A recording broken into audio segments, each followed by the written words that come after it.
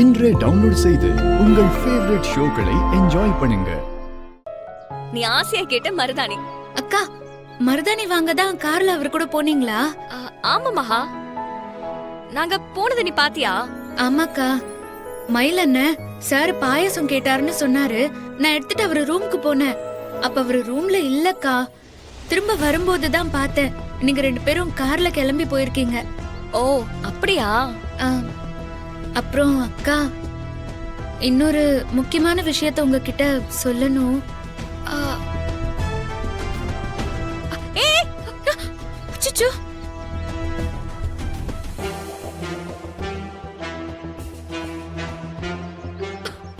ஐயோ, என் தாவணி உங்க மாப்பிள்ளை மேல விழ போகுதுக்கா.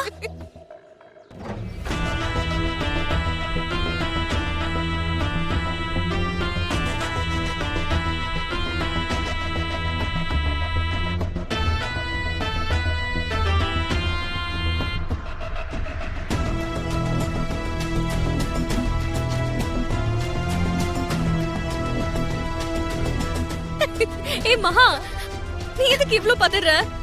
காத்துல பறந்து போன தாவணிக்கெல்லாம் நீ பொறுப்பாக முடியுமா?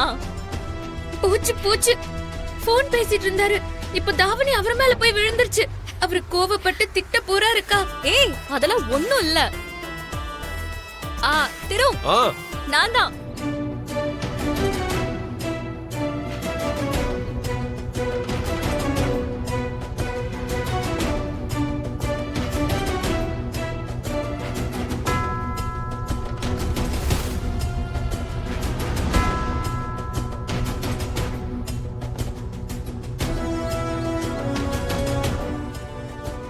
இந்தா உன் தாவணி. ஆமா, திருவ பார்த்து நீ ஏன் இவ்ளோ பயப்படுற?